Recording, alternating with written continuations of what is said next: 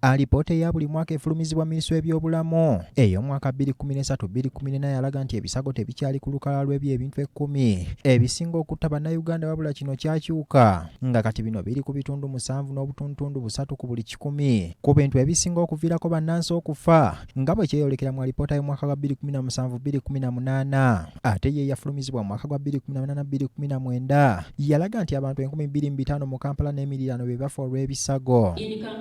Metropolitan area, medical emergencies and injuries are the topmost causes of mortality, registering over 2,500 deaths. If I refer to the year 2018-2019. Kamisona akwasaganya ebigwa tebiraze ng'obubenje mu minisitule y'ebyobulamu Dr. Wainaye John Baptist agamba newankubadde nga bazze bateekayo ebifo eby'omulembe abatuukirwa abantu abayikiyite Well Coordinated Emergency Medical Service System ebisago bye bikyasinze okuviirako omuwendo gw'abafa obubenje okweyongera. Injuries are still topping causes of mortality in Uganda and they contribute 7.3% to mortalities and the trend keeps going up. Okwemulugunya kwa kamisona kuno kubadde mu bubaka bwe obusomeddwa Maria Nkalubo okuva mu minisitule y'ebyobulamu eyakoleddwa ekitongole kitwaweza ku nkwasaganya y'abantu abeetaaga obujjanjabi mu Nambiro kiyite Response to Emergencies.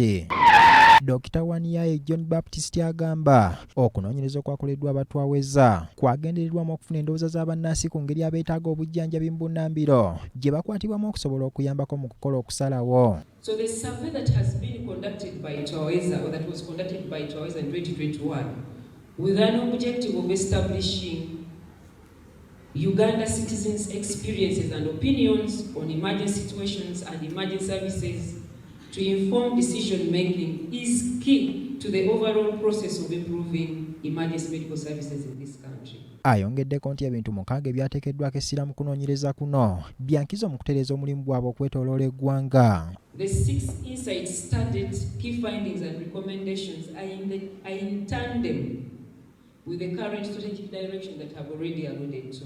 Omu ku bakulembera Twaweza East Africa Maria Nanyanzi agamba newankubadde nga gavumenti erina kyekoze naye wakyaliwo obwetaavu obw'amaanyi ku mpeereza eri abalwadde mu malwaliro ga gavumenti. There are a number of barriers that limit the quality of services provided in the public facilities.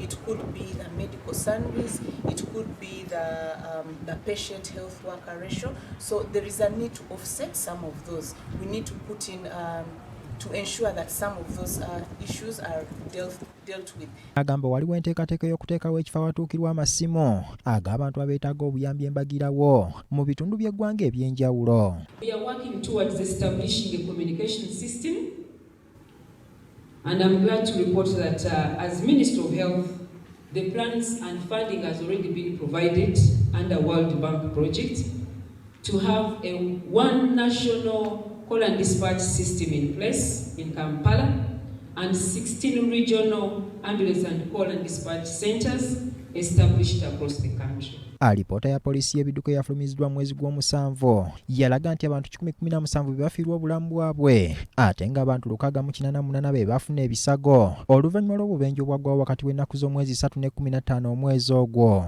Ronald Kitanda ne Catherine Namugerwa, BBS Terefayina, Gambuuze. Kakati Namutikka w'enkuba yafudde embi mu kiro ekyakesezza